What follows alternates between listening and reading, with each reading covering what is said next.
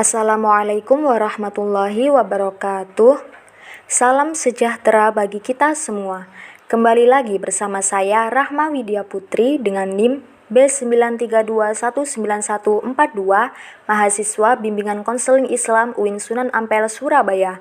Pada kesempatan kali ini, saya akan menjelaskan hasil resum saya dari beberapa literatur mengenai teori perkembangan karir Donald E. Super. Adapun subtopik yang akan saya bahas pada video ini adalah teori Donald E. Super, proses perkembangan karir menurut Donald E. Super, aspek pengukur kematangan karir menurut Donald E. Super, dan yang terakhir adalah kelebihan dan kekurangan teori Donald E. Super. Jalan-jalan ke pasar turi, jangan lupa beli pepaya. Para penonton yang baik hati, silahkan disimak penjelasan dari saya. Yang pertama, saya akan membahas mengenai teori Donald E. Super. Teori ini dasarnya adalah bahwa kerja adalah perwujudan konsep diri. Artinya, bahwa setiap orang itu mempunyai konsep diri dan ia berusaha menerapkan konsep diri itu dengan memilih pekerjaan yang menurut orang tersebut paling memungkinkannya untuk mengekspresikan diri. Nah, Super mengatakan bahwa konsep diri berpengaruh terhadap penjuruan diri seseorang. Ketika konsep diri seseorang sudah bagus, maka pilihan karir mereka juga akan bagus. Kemudian yang selanjutnya adalah proses perkembangan karir menurut Donald E. Super. Nah, Super menyatakan bahwa ada 5 tahapan perkembangan karir individu, yakni tahap pertumbuhan, tahap eksplorasi, tahap pembentukan, tahap pemeliharaan, dan tahap kemunduran. Yang pertama adalah tahap pertumbuhan. Nah, tahap ini dimulai sejak usia 1-14 tahun. Pada tahap ini, kebutuhan dan fantasi merupakan 2 hal yang dominan.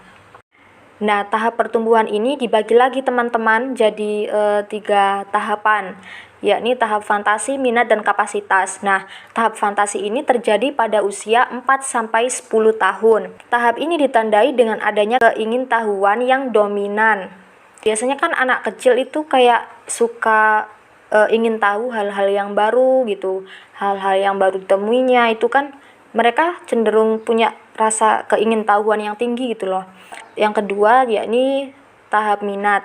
Nah, ini terjadi pada usia 11-12 tahun dan ditandai dengan adanya rasa senang akan berbagai aktivitas. Nah, biasanya kan anak kecil itu aktif banget gitu, suka lari ke sana kemari, terus masih main-main gitu. Nah, mereka itu senang dengan semua aktivitas yang dijalaninya. Kemudian yang ketiga yakni tahap kapasitas. Nah, ini terjadi pada usia 13-14 tahun. Tahap kapasitas ini ditandai dengan pertimbangan bertambahnya bobot, kemampuan, persyaratan, dan latihan karir. Kemudian tahap yang selanjutnya adalah tahap eksplorasi. Tahap ini berada pada rentang usia 15 sampai dengan 24 tahun. Nah, pada tahap ini individu memikirkan berbagai alternatif karir tetapi belum mengambil keputusan yang mengikat. Tahap eksplorasi ini dibagi lagi menjadi 3 ya teman-teman, yakni tahap kristalisasi, spesifikasi, dan implementasi. Nah, yang pertama yakni tahap kristalisasi, yakni terjadi pada usia 15 sampai 17 tahun. Pada tahap ini, individu mulai mempertimbangkan aspek-aspek kebutuhan, minat, kapasitas, nilai-nilai, dan kesempatan secara menyeluruh. Selain itu, individu juga mengembangkan dan merencanakan tujuan karir tentatifnya berdasarkan informasi yang diperoleh dari lingkungan sekitar. Kemudian yang kedua adalah tahap spesifikasi. Ini terjadi pada usia 18 sampai 21 tahun. Nah, pada tahap ini, individu menggali lebih dalam tentang karirnya dan beralih dari karir tentatif menjadi karir yang spesifik. Nah, di sini tuh individu sudah mulai mencari tahu ya tentang karir yang akan mereka pilih itu, mereka gali lebih dalam, terus kemudian mereka beralih menjadi karir yang lebih spesifik. Kemudian yang ketiga adalah tahap implementasi. Nah, ini terjadi pada usia 22-24 tahun. Pada tahap ini, individu membuat suatu pilihan dengan melakukan pekerjaan berlandaskan proses latihan dan merasakan sendiri pekerjaan dalam suatu karir. Kemudian yang selanjutnya adalah tahap pembentukan. Tahap ini juga dibagi lagi menjadi dua ya teman-teman. Yang pertama yakni mencoba dengan komitmen yang bersifat stabil. Nah, ini terjadi pada usia 25-30 tahun. Nah, ini ditandai dengan berbagai dugaan tentang kurang memuaskannya lapangan pekerjaan tertentu. Pada tahap ini, kemungkinan terjadi perubahan satu atau dua bidang pekerjaan dan biasanya diakhiri dengan ditemukannya satu bidang pekerjaan yang mantap. Nah, jadi individu pada tahapan ini tuh biasanya kan kayak menduga kalau ini pekerjaan nggak cocok buat aku. Nah, terus kemudian mereka akhirnya menemukan kerjaan yang menurut mereka itu cocok buat mereka dan suka terhadap pekerjaan tersebut. Kemudian yang selanjutnya yakni adanya lanjutan. Nah, ini terjadi pada usia 31-44 tahun. Ini ditandai dengan semakin jelasnya pola karir serta usaha-usaha yang mengarah pada pemantapan dan pengamanan posisi dalam bidang tersebut. Nah, jadi sebelumnya tuh kan individu kayak merasakan, aku nggak cocok di bidang ini. Nah, kemudian di tahapan selanjutnya ini, individu kemudian merasa cocok dan mantap dengan pekerjaan tersebut. Kemudian mereka memantapkan dan mengamankan posisi mereka dalam suatu jabatan atau dalam suatu pekerjaan, dan mereka mencoba melakukan segala hal yang terbaik untuk mempertahankan posisi mereka, seperti itu. Nah, tahap yang keempat yakni tahap pemeliharaan. Nah, pada tahap ini, individu berusaha untuk meneruskan atau memelihara situasi pekerjaan. Nah, maksudnya di sini apa? Maksudnya adalah individu ini melanjutkan aspek-aspek pekerjaan yang memberikan mereka kepuasan dan merubah atau memperbaiki aspek-aspek pekerjaan yang tidak menyenangkan bagi mereka. Tetapi individu tidak sampai meninggalkan pekerjaan tersebut untuk berganti dengan pekerjaan yang lain, seperti itu. Dan kemudian yang kelima yakni adalah tahap kemunduran, yakni ketika individu memasuki masa pensiun dan harus menemukan pola hidup baru sesudah melepaskan jabatannya. Nah, tahap kemunduran ini dibagi lagi menjadi dua. Yang pertama adalah tahap perlambatan. Nah, tahap perlambatan ini terjadi pada usia 65-70 tahun.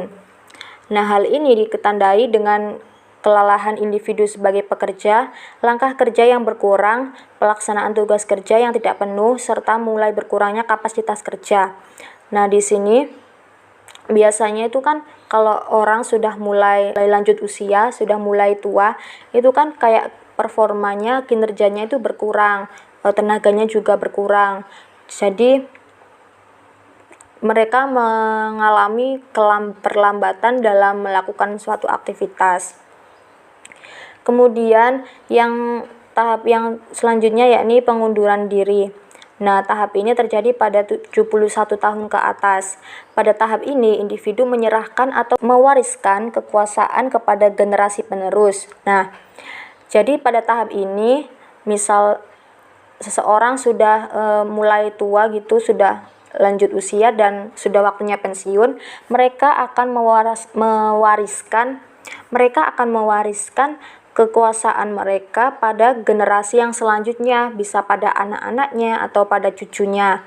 Nah, secara umum yang terjadi pada masa ini itu berakhir dengan beberapa kemungkinan. Beberapa orang mampu menerimanya dengan hidup menyenangkan, beberapa lainnya berakhir dengan kecewaan dan kesulitan, dan kemudian sisanya berakhir dengan kematian. Yang selanjutnya adalah aspek pengukur kematangan karir. Nah, di sini ada 4 aspek, yaitu aspek perencanaan, eksplorasi, informasional, dan pengambilan keputusan. Yang pertama adalah aspek perencanaan. Nah, dalam aspek ini, pengukuran tingkat kematangan karir dilihat melalui perencanaan dan sikap terhadap masa depan.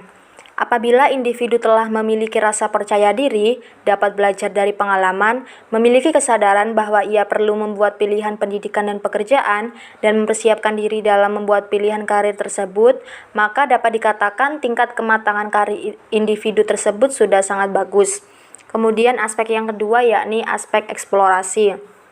Pada aspek ini, yang diukur adalah sikap terhadap sumber informasi. Individu berusaha memperoleh informasi tentang dunia kerja serta dapat memanfaatkan sumber informasi yang memiliki potensi seperti orang tua, guru, dan konselor. Aspek ini mengukur penilaian mengenai jenis-jenis pekerjaan, cara untuk memperoleh pekerjaan, dan peran-peran dalam dunia kerja. Kemudian yang ketiga adalah aspek informasional. Nah, yang diukur dalam aspek ini adalah kemampuan individu untuk memanfaatkan informasi karir bagi dirinya dan mulai mengkristalisasikan penetapan pekerjaan yang spesifik. Kemudian aspek yang keempat adalah pengambilan keputusan. Yang diukur di sini ialah kemampuan individu dalam memahami berbagai hal yang mesti ditinjau dalam membuat pilihan pendidikan lanjutan serta pilihan pekerjaan yang sesuai dengan atensi serta kemampuannya. Seperti itu. Nah, yang terakhir adalah kelebihan dan kekurangan teori perkembangan karir Donald E. Super. Kelebihan dari teori ini adalah dapat digunakan untuk pertimbangan bahwa individu berubah dari waktu ke waktu, membantu individu memperjelas konsep dirinya, mewujudkan konsep diri dalam suatu bidang yang paling diinginkan untuk mengekspresikan dirinya, kemudian tersedia kesempatan untuk mengambil keputusan sepanjang hidup. Nah, jadi kelebihan dari teori ini ada 4 ya teman-teman. Kemudian kekurangan dari teori ini sendiri ialah jika seseorang tidak mempunyai konsep diri yang positif, maka akan sulit mewujudkan dirinya pada suatu bidang pekerjaan. Dan jika dalam melalui perkembangan hidup tidak mendapat arahan dan bimbingan, maka individu akan kesulitan mengembangkan konsep diri dan potensi yang dimiliki. Seperti itu teman-teman, kelebihan dan kekurangan dari teori ini. Cukup sampai di sini penjelasan dari saya. Semoga apa yang sudah saya sampaikan dapat bermanfaat bagi kita semua. Sekian penjelasan dari saya. Terima kasih sudah menonton video saya dan mendengarkan penjelasan dari saya. Apabila ada kesalahan dan kekurangan, saya mohon maaf yang sebesar-besarnya. Sekian, terima kasih. Wassalamualaikum warahmatullahi wabarakatuh.